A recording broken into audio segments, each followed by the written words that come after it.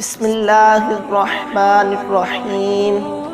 السلام علیکم ورحمۃ اللہ وبرکاتہ۔ ایک دن خلیفہ ہارون الرشید نے درباریوں کو حکم دیا کہ بہلول دانہ کو دربار میں حاضر کیا جائے۔ ایک کرندہ آپ کو لانے کے لیے دربار سے روانہ ہوا۔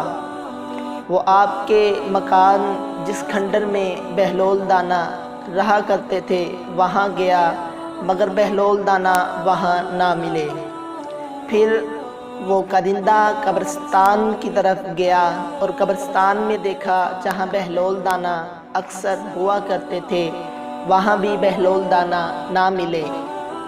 وہ کرندہ بہلول دانہ کو ڈھونڈتا ہوا کبھی ادھر جاتا کبھی ادھر جاتا، مگر بہلول دانہ نہ ملتے۔ ایک شخص سے اس نے پوچھا، کیا تم نے بہلول دانہ کو دیکھا ہے؟ اس نے فرمایا کہ بہلول دانہ مسجد کی طرف گیا ہے۔ وہ کرندہ مسجد کی طرف پہنچا۔ کیا دیکھتا ہے کہ بہلول دانہ مسجد سے چپل اٹھائے بغل میں چھڑی پکڑے کبھی گرتے ہیں کبھی اٹھتے ہیں باہر نکل رہے ہیں، اور جس طرف راہ ملا اس طرف دوڑنا شروع کر دیتے ہیں۔ آپ کے پیچھے ہی کچھ طلباء مسجد سے باہر نکلتے ہیں اور آواز بلند کرنے لگتے ہیں، پکڑو پکڑو اس مجنوں کو پکڑو، اس نے ہمارے استاد کو مارا ہے۔ امام ابو حنیفہ رحمۃ اللہ علیہ ان کے استاد محترم تھے۔ بہلول دانہ ان سے بچتا ہوا بھاگتا رہا۔ آخر کار ان شاگردوں نے بہلول دانہ کو پکڑ لیا اور پکڑ کر پٹائی کرنا شروع کر دی۔ خلیفہ ہارون الرشید کے کرندے نے آگے بڑھ کر ان طلباء کو روکا اور کہا، آپ بے وقوف ہو، کیوں اس مجنوں کو مار رہے ہو؟ آپ کتنے زیادہ ہو اور اس اکیلے مجنوں کو آپ کیوں مار رہے ہو؟ تو ایک شاگرد نے بتایا کہ یہ مجنوں جسے پاگل سمجھا جاتا ہے، ہمارے استاد محترم امام ابو حنیفہ ہمیں معمول کے مطابق سبق پڑھا رہے تھے کہ یہ اچانک مسجد میں داخل ہوا، اس نے مٹی کا ڈیلا کھینچ کر ہمارے استاد محترم کو مارا۔ وہ ڈیلا سیدھا ہمارے استاد محترم کی پیشانی پر جا لگا۔ یہ کہنا تھا کہ وہ شاگرد دوبارہ آگے بڑھا، پھر بہلول دانہ کو مارنے لگا تو ہارون الرشید کے کرندے نے اس کا ہاتھ پکڑ لیا اور کہا، آپ کیوں اس مجنوں کو مار رہے ہو؟ آپ جانے دو، اس مجنوں کو جانے دو۔ تو ایک اور شاگرد کہنے لگا، ایسے نہیں ہم انہیں جانے دیں گے، اب یہ معاملہ قاضی کی عدالت میں جائے گا۔ خلیفہ ہارون الرشید کا کرندہ کہنے لگا، اگر ایسا ہے تو پھر عدالت میں انہیں حاضر کیا جائے۔ خلیفہ ہارون الرشید کا کرندہ اور وہ طلباء اور بہلول دانہ قاضی کی عدالت میں پیش ہو گئے۔ ان طلباء نے سارا احوال قاضی کو بتایا۔ اتنے میں بہلول دانہ بولے کہ مدعی کی غیر حاضری میں یہ مقدمہ کس طرح درج ہو سکتا ہے؟ تو وہ اس قاضی نے حکم دیا کہ امام ابو حنیفہ کو عدالت میں پیش کیا جائے۔ آپ کے کچھ طلباء امام ابو حنیفہ رحمۃ اللہ علیہ کو قاضی کی عدالت میں لے آئے تو بہلول دانہ بولنے لگے، اعلیٰ حضرت یہ کیا معاملہ ہے؟ میں نے آپ کو کون سا کچھ کہا ہے؟ ایک صرف مٹی کا ڈیلا ہی تو آپ کو لگایا ہے، اس سے آپ کو کیا تکلیف ہوئی ہے؟ تو امام اعظم ابو حنیفہ رحمۃ اللہ علیہ فرمانے لگے، ابھی تو تم نے سب کے سامنے مجھے پتھر مارا ہے۔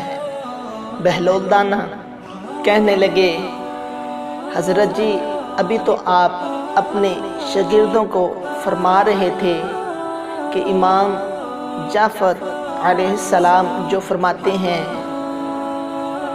शैतान को आग में जलाया जाएगा, मैं इस बात को नहीं मानता, क्योंकि शैतान आग का बना है और आग में किस तरह जल सकती है।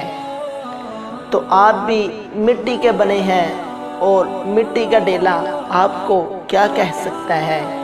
इमाम आज़म अबू हनीफा रहमतुल्लाह अलैह कहने लगे कि उस डेले की वजह से मेरी पेशानी में शदीद दर्द हो रहा है। बेलोल दाना कहने लगा, दिखाओ हज़रत जी कहाँ आपके दर्द हो रहा है, हमें भी दर्द दिखाएं। तो इमाम आज़म अबू हनीफा कहने लगे, तुम मुझे अहमक लगते हो, भला कभी दर्द भी किसी को नज़र आया है। तो बेलोल दाना कहने लगा कि आप अभी अपने शागिर्दों से फरमा रहे थे कि इमाम जाफ़र अलैहिस्सलाम जो फरमाते हैं कि अल्लाह रब्बुल इज़्ज़त को कोई नहीं देख सकता, मैं इस बात से इत्तफाक नहीं करता, क्योंकि जो चीज़ है वो भला नज़र क्यों नहीं आ सकती। तो इमाम आज़म अबू हनीफा रहमतुल्लाह अलैह काजी से कहने लगे कि ये तो मजनू है, आप गवाहों के बयान सुने और इसको सज़ा सुनाएं। काजी साहब जो कि दोनों के कलाम से लुत्फ़ अंदोज़ हो रहे थे कि इतने में इमाम आज़म अबू हनीफा के जवाब में बेलोल दाना बोले कि हज़रत जी, अभी तो आप अपने शागिर्दों से फरमा रहे थे कि इमाम जाफ़र अलैहिस्सलाम के कौल से आप इत्तफाक नहीं करते, क्योंकि जो भी होता है वो अल्लाह रब्बुल इज़्ज़त की तरफ से होता है, और जबकि इंसान अच्छाई और बुराई का ज़िम्मेदार खुद है। तो आप फरमा रहे थे कि जो भी करवाता है अल्लाह रब्बुल इज़्ज़त की तरफ से होता है। तो भला मैंने आपको ये डेला किस तरह मारा, ये भी मुझसे अल्लाह रब्बुल इज़्ज़त ने करवाया है, इसलिए मैं इसका ज़िम्मेदार कैसे हो सकता हूँ। तो मदी ने अपने बयान पेश किए और काजी ने बयानों को सुनने के बाद बेलोल दाना के हक़ में फ़ैसला किया और कहा, बेलोल दाना आप पर कोई इल्ज़ाम नहीं है, आप को रिहा किया जाता है। तो दोस्तों, ये एक बेलोल दाना और इमाम आज़म अबू हनीफा के दरमियान होने वाला एक दिलचस्प वाक़या था। उम्मीद है आपको ये वीडियो पसंद आई होगी।